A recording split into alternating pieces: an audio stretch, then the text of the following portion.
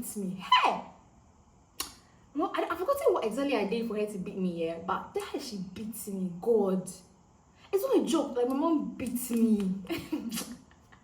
Hey! It pained me. I've been all in my phone, I got options. And I don't wanna tell you to drop it, but I don't wanna play your fair. Yeah, something that makes me look at you too often. Oh, baby, you can give it something. Baby, I can run all the time. Baby, I'm talking crazy. I need you running my space, but I need it, baby. What's up, Hillies? Welcome back to my channel. Clap, clap. What's up, Hillies? Yeah, it's Hillies. We went with the name Hillies because a couple of people came to my DMs and were like, oh, the Hillies is cool. I told you guys to comment. But you know, the followers that I have, they are so aswading. So they didn't comment. They came to my DM trying to tell me, oh, the Hillies is cool. So for now, I don't really think I like it. But for now, let's go with the Hillies. So what's up, Hillies? Welcome back to my channel once again. I decided to do a story time for you today. If you've read the title, then you know what this video is about. So without wasting much time, let's get right into the video.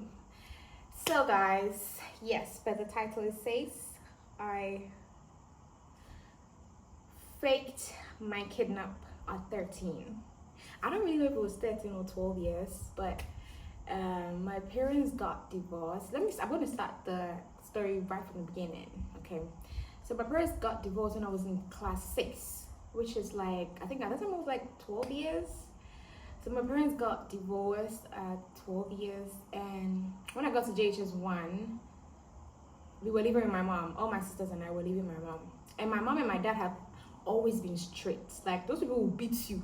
I have to go and report them to Ghana police or DOFSU or something. Small thing, they'll just carry belts and comb, and my mother will use her hand and things. It is not fair. You know, a fine girl like me, they already beat me in this life.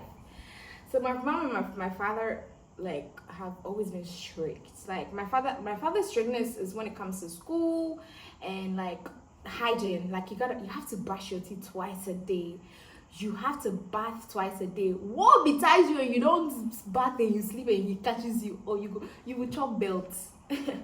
You will chop belts. He's gonna kill you, you know what I'm saying? So you gotta do all what he wants you to do. You gotta know how to read your time and all of those things. If you don't know, the way he will beat you, my mom's own is go and wash your tests, so you will not watch. Pew pew. Where are you coming from? I didn't tell you to go here. You will not pew pew. She'll beat you. So my parents were very strict. So when they separated, my sister and I, we stayed with our mom in Kumasi, Santasi, Epre. That's where we used to live. So one time, my mom beats me. Hey! No, I've forgotten what exactly I did for her to beat me, yeah. But the hell she beats me, God. It's not a joke, like my mom beats me. Hey! It pained me. I forgot exactly what I did, but she beat me so, I don't know the word to use. So that day when she finished beating me, I went to cry in a room. I was like, shit on my mother. You know how I was like, shit on my mother, or what is all of this? Like, why would she beat me like that? I was so sad. I cried. I locked myself in a room and all of that. So I planned that. Since my parents are separated and then my dad is somewhere and my mom is here, I can go to my dad. And me being alone, the only child with my dad will never beat me because I'm the only one who go and stay with him. So the following day I was supposed to go to school, and then when I was going to school, I wrote a letter that, dear mom, I'm going to stay with my dad. I don't know how to tell. I don't know when I tell you beat me again, blah blah blah, all of those like dramatic stuff. So I wrote a letter like that, and I left it in front of my mom's shop. At that time, my mom had a provision shop in front of our house. So I left it in front of my mom's shop, and I went. So on my way to school, I didn't go to school. I picked the car and I went to my dad's place at Tebuapa. Fast forward, after the day, mom started looking for me. And as much as they read the letter and all of that, and that's what I wasn't using a phone, so there's no way they would text me or be calling me and stuff like that. So I went to my dad's, my mom was looking for me, it became a police issue. They said my dad came to, like take me away, like steal me, kidnap me, something like that.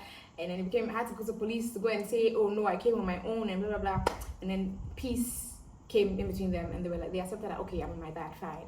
So I was with my dad for a while, and then my mom agreed that she will not let me go completely like that and be with only my dad. So I can come and visit her after school every Friday. I started schooling there with my dad at St.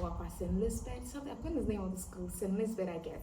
So I started living with my dad, and I'll go to my mom like every Friday after school or Saturday morning, and I'll come back like Sunday evening, and then go to school Monday. So that's what I was doing.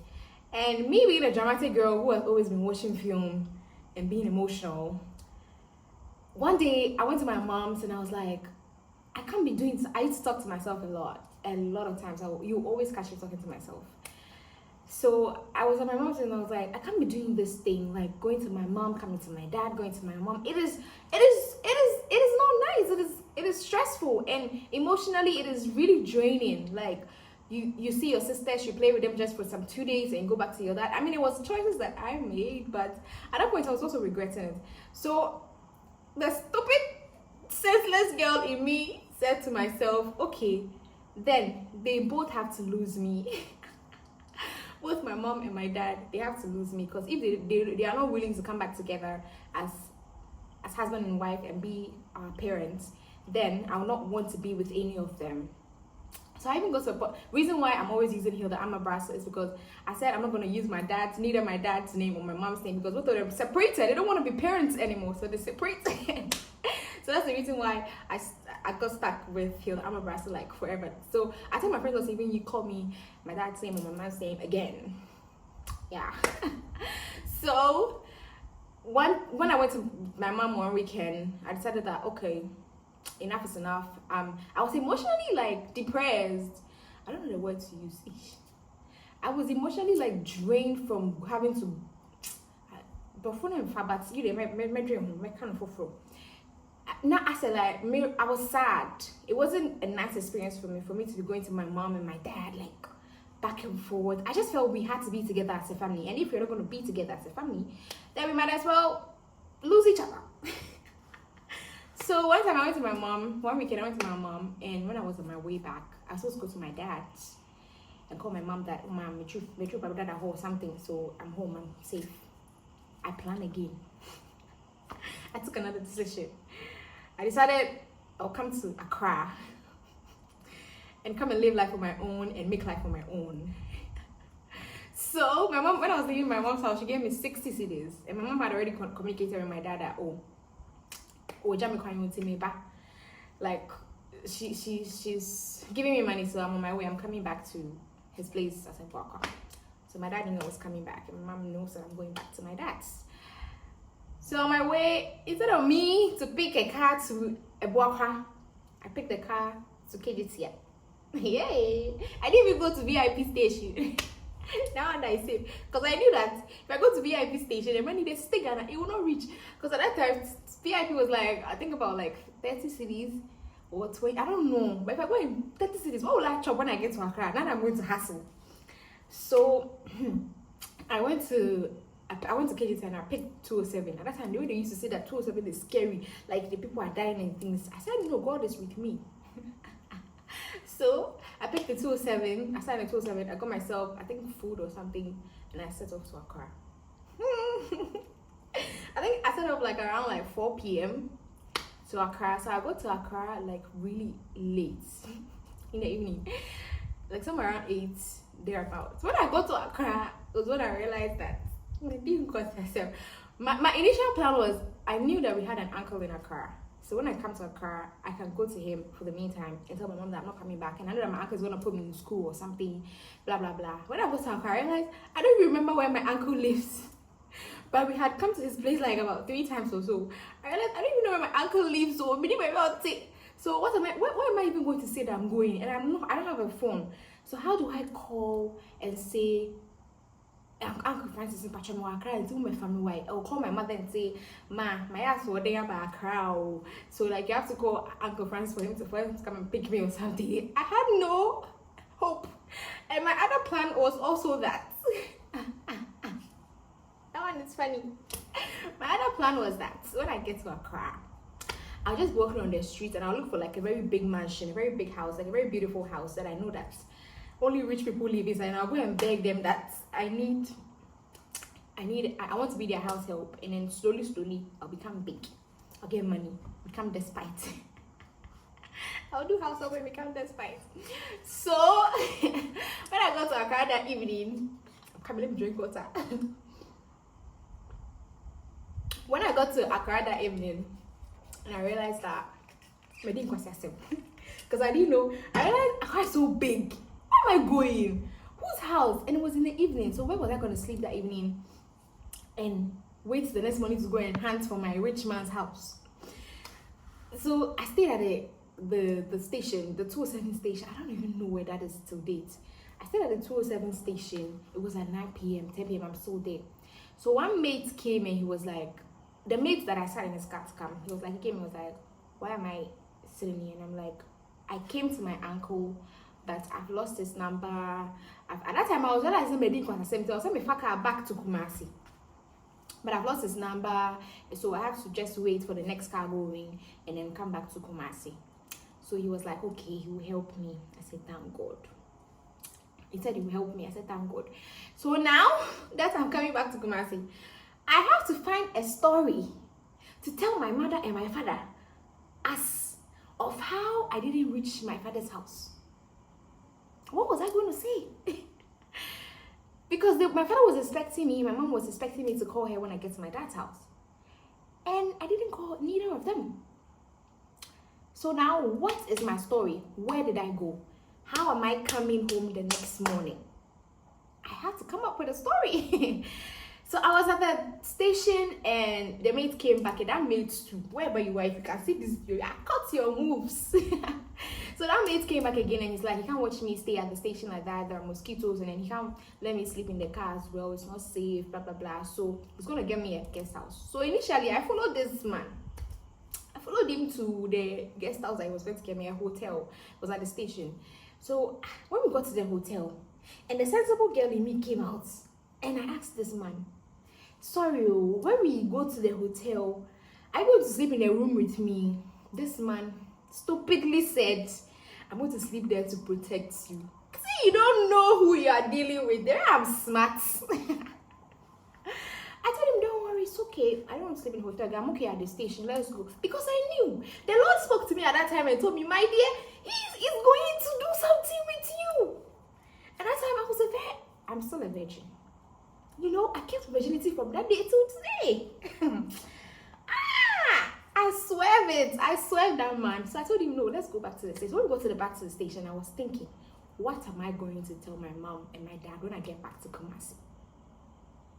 So the sensible girl, the smart girl in this big head, came out alive again. And then she said, come, I got you, girl. So I went to the meet. I don't even know how I was able to form that story in my head. So I went to the mate and I told him that I want to use his phone to call my mom. I had my mom's phone off her. I want to call my mom. And that time, I think my mom was pregnant or something. She got a miscarriage later, but she was pregnant at that time. Yeah. So I called my mom. And when I called my mom, because I knew that she's pregnant, you know what I did? I actually told her, let me speak to my big sister, because my big sister was home at that time, Adelaide.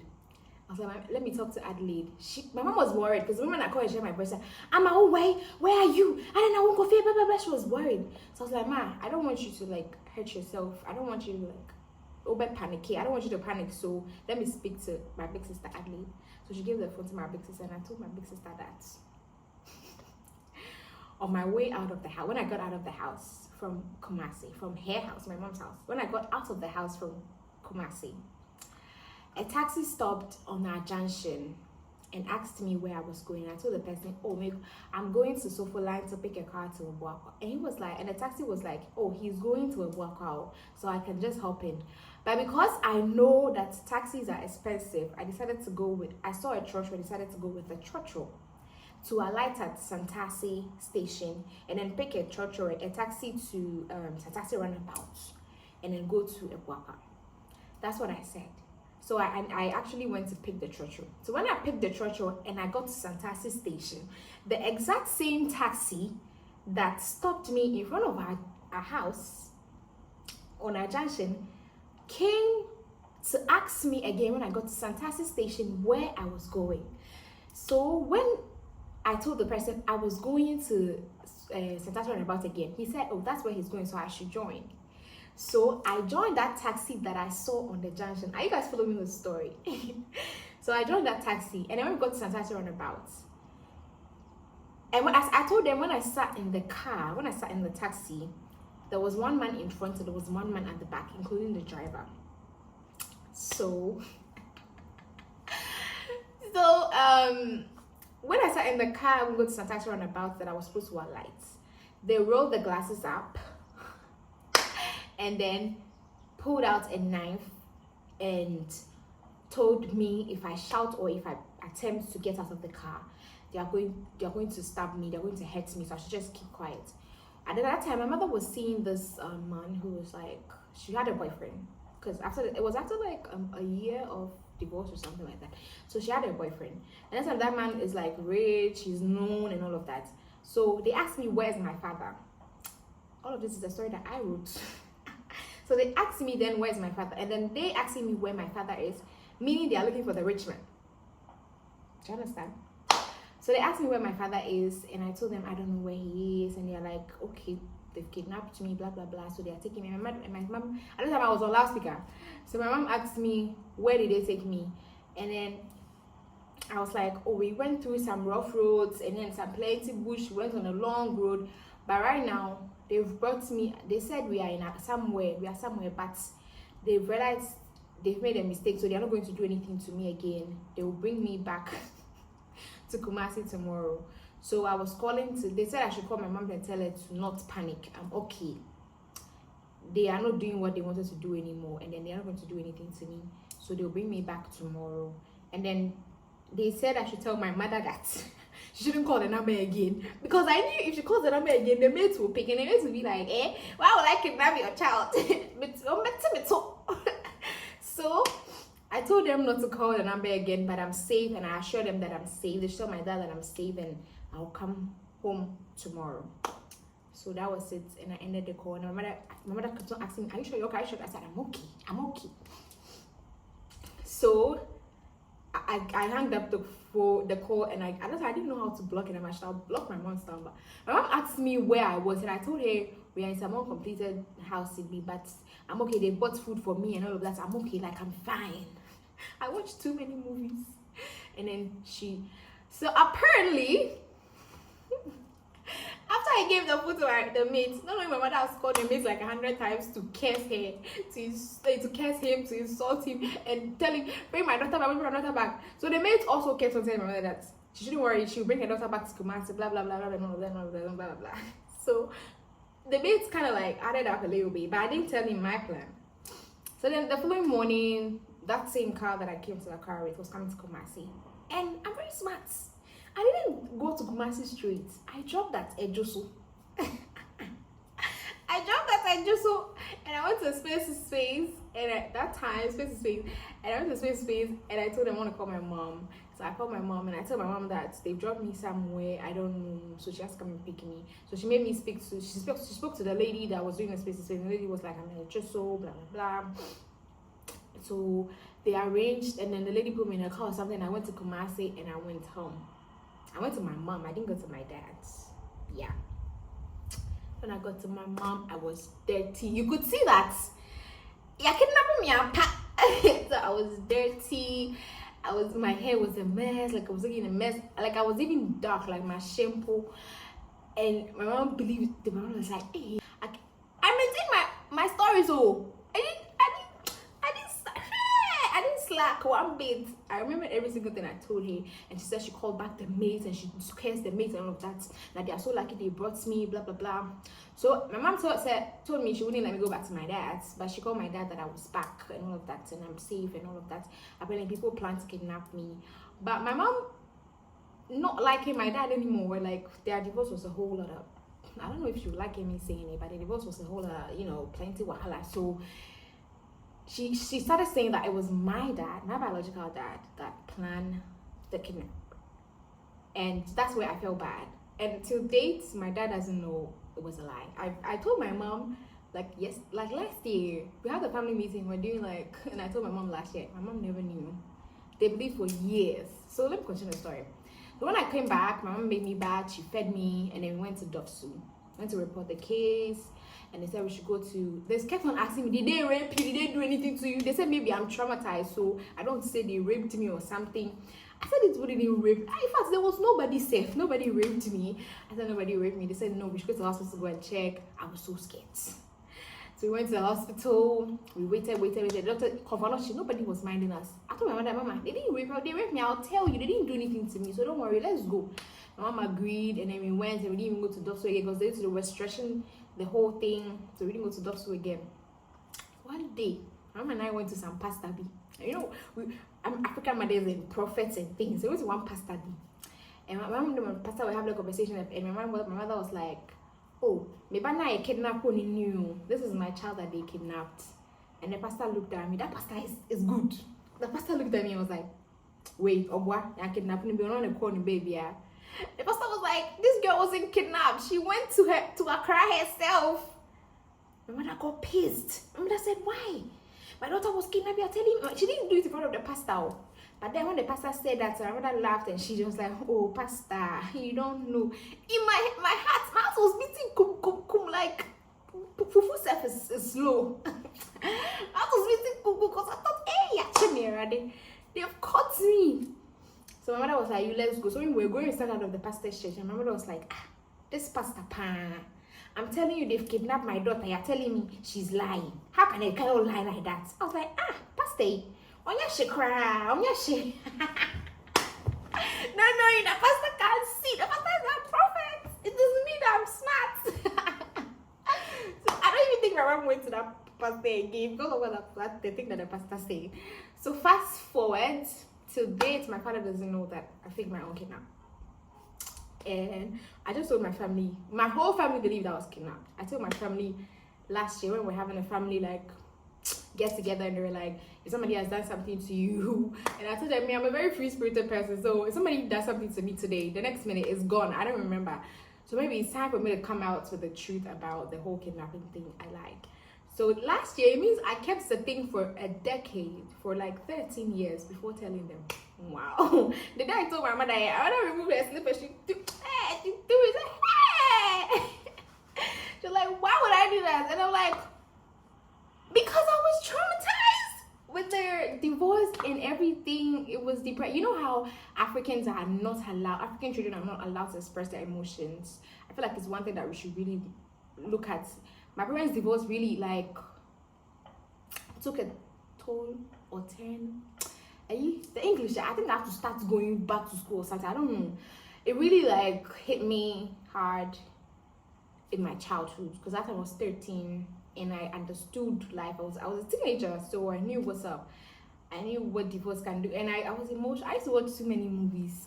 God, that is why. And then this, you know how I was able to just come up with a story, the kidnap story, made me understand why I'm a writer now. You know, I write scripts and all of that. So people should clap for me, because I can form story. So yeah, I lied to my family for 13 years. I'm not proud of it, but don't try this. Don't try this at home, in your house. If your mother beats you, please stay. Because we are not all the same. All fingers are not the same. What if you try to do this and then you get hurt in the process? I was fortunate enough. I was protected by God. You're protected by God too, but so don't try this at home. Don't lie to your parents. It's not good. Okay? So that brings us to the end of the video, guys. I hope you enjoyed this little story time that I had for you. And I hope you share and you like and comment and you subscribe. You understand? Go ahead, tell a friend, tell a friend, tell a friend, tell a friend, tell a friend, tell a friend, tell a friend, tell a friend, tell a friend, tell a friend. And let's get so many Heelys, because we already have just 39 Heelys right now. Let's widen the family. let's give birth to more people. Do you understand? So guys, thank you very much for listening to the story up to now. Thank you. I really appreciate your love, and thank you so much to the 39 Haleys that I have. I love you guys from the bottom of my heart, and I just want to say I appreciate you guys. So don't stop sharing, or keep sharing, keep subscribing, and keep watching my videos. Thank you so much. Love you. See you in my next video.